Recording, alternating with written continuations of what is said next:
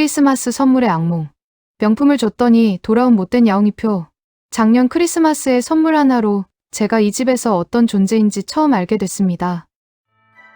그날은 작년 겨울이었다. 정확히 말하면 크리스마스를 조금 앞둔 시기였다. 연말 분위기가 슬슬 느껴질 때였고, 그땐 그냥 그런 날들 중 하루라고 생각했다.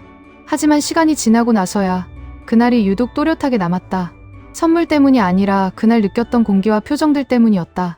결혼하고 나서 가장 어려웠던 건 남편이 아니라 남편의 가족이었다. 특히 시누이 둘. 큰 시누는 늘 자기 말이 기준이었다. 본인은 결혼 안 했고 연애도 오래 쉬고 있었는데 그래서인지 늘 말끝에 가시가 있었다. 결혼한 사람들은 좋겠다. 남편도 있고 집도 있고 둘이 보험 든 것 같고 늙어서도 든든하겠네. 이런 말들을 아무렇지 않게 했다. 작은 시누는 조금 달랐다. 겉으로는 부드럽고 웃음도 많았지만 말을 돌려서 했다. 칭찬하는 것 같으면서 꼭 한마디씩 사람을 긁었다. 언니는 참 성실해서 좋겠다. 김치도 담가 먹고 바닥 청소도 열심히 하고 언니는 힘이 남아도나 봐요. 그 힘 우리 집에 와서 좀 써봐요. 나는 그렇게 못 살겠더라. 이런 식이었다. 명절이나 가족 모임 때마다 둘은 꼭 쇼핑 이야기를 꺼냈다. 요즘 백화점 안 가본 지 너무 오래됐어. 이번 시즌 신상 봤어? 남친이라도 있었으면 하나 건지는 건데 누구라도 사주면 좋겠다. 그럴 때마다 나는 웃으며 넘겼다. 그냥 농담이겠지. 설마 진짜 기대하겠어? 하지만 그 기대는 생각보다 오래전부터 쌓여 있었던 것 같았다. 12월 초, 큰 신우에게서 연락이 왔다.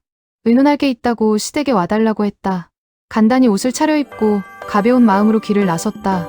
차를 몰고 가는 길에 하늘에서 눈이 내리기 시작했다. 처음엔 비처럼 흩날리더니 어느새 앞유리가 하얗게 흐려질 정도로 펑펑 내려앉았다. 도로 옆 가로수에는 전구들이 하나둘 켜져 있었고 상가 앞엔 벌써 크리스마스 트리가 세워져 있었다. 빨간 장식과 초록 리본, 유리창에 붙은 눈사람 스티커들이 괜히 마음을 들뜨게 했다. 라디오에서는 캐럴이 흘러나왔고 신호등에 멈출 때마다 눈 위로 떨어지는 불빛이 반짝였다. 아직 크리스마스는 멀었다고 생각했는데 그날은 이상하게 벌써 연말 한가운데 들어와 있는 기분이 들었다. 시댁에 도착하니 주전자에 김이 모락모락 올라오고 있었다. 큰 신우와 작은 신우가 나란히 서서 차를 끓이고 있었다. 언니도 마실래요? 큰 신우가 먼저 말을 걸었다. 대추차예요. 요즘같이 추울 때 이게 딱이잖아요. 네, 대추차 좋죠.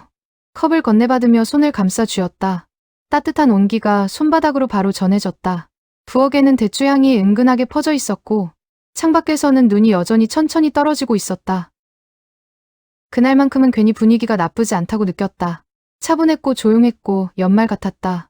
잠깐 이런 생각도 들었다. 오늘은 별일 없이 지나가겠구나. 차를 한 모금 마시고 있는데 큰 신우가 컵을 내려놓으며 아무렇지 않게 입을 열었다. 올해도 크리스마스 너무 쓸쓸할 것 같아. 남자친구도 없고 약속도 없고 우리끼리라도 선물 주고 받자. 좋은 생각 같았다.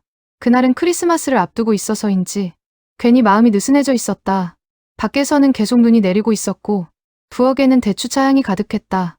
연말이라는 이유만으로 사람 마음을 조금 더 부드럽게 만드는 날 같았다. 괜히 거절하면 분위기를 깨는 사람이 될 것 같아 알겠다고 했다. 그러자 큰 신우가 말을 이어나갔다. 요즘 카드 지갑이 너무 너덜너덜해. 열고 닫을 때마다 민망해. 이 나이에 싸구려 들고 다니는 건 좀 그렇잖아. 굿땡 정도는 있어야지. 그 말이 떨어지기 무섭게 작은 신우는 나는 향수 다 써서 요즘 아무 냄새도 안 나. 남친도 없는데 좋은 향이라도 풍겨야 남자가 생기지. 샤땡 그 향 알지? 진짜 고급스러워. 말은 웃으면서 했지만 대화는 점점 선을 넘고 있었다. 나는 고개를 숙여 대추차를 바라보며 한참을 생각했다. 설마 진짜 저걸 기대하는 건가? 집에 돌아온 후에도 며칠 동안 그 생각이 머리에서 떠나질 않았다. 그리고 크리스마스 이브, 백화점에 그냥 편하게 구경 삼아 가기로 했다. 나는 사실 아무것도 사고 싶지 않았다. 그냥 구경만 하다 오려고 했다. 하지만 명품 매장 앞에 서자 이상하게 발이 떨어지지 않았다. 카드 지갑을 들어봤다. 생각보다 가벼웠고 가격표는 무거웠다. 이 돈이면 내가 평소에 사고 싶었던 옷 몇 벌은 살 수 있었다. 그래도 결국 계산대 앞에 섰다. 마음속에서는 이미 에라 모르겠다. 그냥 저질러 보자는 생각이 먼저 들었다.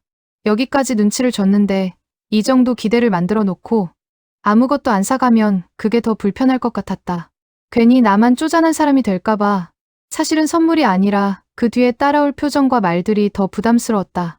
그래서 나는 가격표를 더 이상 보지 않고 카드 지갑을 그대로 계산대에 올렸다. 그 순간만큼은 내가 왜 이걸 사고 있는지보다 이걸 안 샀을 때의 불편함이 훨씬 더 크게 느껴졌다. 다음은 샤땡 향수 매장에 갔다. 테스터를 손목에 뿌렸다. 향이 날아가지 않게 계속 코를 가져갔다. 아, 나도 이런 향을 쓰고 싶다.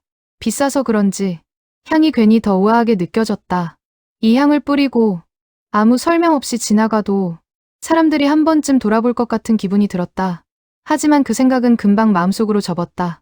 이건 내 것이 아니라는 생각이 자연스럽게 따라왔기 때문이다. 그래서 더 오래 손목에 코를 가져갔다. 지금이 아니면 다시는 못 맡아볼 향 같아서 명품 선물을 들고 나오는 길 괜히 기분이 좋아졌다. 그래, 크리스마스잖아. 그래도 가족인데. 크리스마스 당일 신우이 집에 갔다. 크리스마스 트리가 켜져 있었고 케이크도 준비돼 있었다. 신우들이 선물부터 나누자고 했다. 내가 먼저 봉투를 건넸다. 큰 신우가 포장을 뜯고 말했다. 와, 진짜 대박. 이거 완전 내 스타일? 작은 신우도 향수를 열며 웃었다. 나 이거 꼭 갖고 싶었는데? 그 말에 괜히 마음이 놓였고 내 기분까지 좋아졌다. 이제 내 차례였다. 큰 신우가 상자를 내밀었다. 포장지가 유난히 예뻤다. 되게 고민했어. 크리스마스니까 분위기 살리려고. 포장을 풀었다. 빨간색 목도리, 못된 야옹이표. 잠깐, 정말 잠깐. 이게 무슨 상황인지 이해가 안 됐다. 작은 신우도 바로 내밀었다. 언니, 이거 완전 잘 어울릴 것 같아서. 초록색 장갑. 역시 못된 야옹이표. 둘은 아무렇지 않게 말했다. 요즘 이런 게 더 예쁘고 실용적이야. 명품보다 이런 게 따뜻하지. 마음이 더 중요한 거잖아요. 혹시 이 선물 둘이 같이 가서 산 거야? 응, 선물 고른다고 이 추운데 너무 힘들었어. 나는 웃었다. 웃을 수밖에 없었다. 솔직히 말하면 기가 막혀서 웃는 헛웃음이었다. 고맙다. 예쁘다. 그 말이 입에서 나오는 동안 속에서는 계속 다른 말이 올라왔다. 나는 내가 못 사는 명품을 사왔는데 나는 이 집에서 이 정도였구나. 집에 돌아오는 길, 차 안에서 아무 말도 하지 않았다. 남편은 몇 번이나 나를 힐끔거렸다. 괜히 말을 꺼냈다가 더 불편해질까봐 입을 다물고 있는 게 보였다. 신호에 걸릴 때마다 남편이 먼저 한숨을 쉬었다. 미안해. 내 동생들이지만 참 답이 없다. 그 말이 작게 흘러나왔다. 괜히 그 말에 가슴이 더 답답해졌다. 미안하다는 말이 상황을 바꿔주지는 않는다는 걸 서로 알고 있었기 때문이다. 남편은 다시 아무 말도 하지 못했고 나는 창밖만 바라봤다. 처음부터 내가 너무 만만했던 걸까? 선물값이 문제가 아니라는 건 나 스스로가 제일 잘 안다. 그날 이후로 나는 문득문득 이 집에서 내 위치를 생각하게 됐다. 참으면 어른이 되는 건지 아니면 참을수록 더 쉬운 사람이 되는 건지 다음번에도 이런 상황이 또 온다면 나는 또 웃으면서 넘겨야 할까? 아니면 그때는 처음으로 선을 그어야 하는 걸까?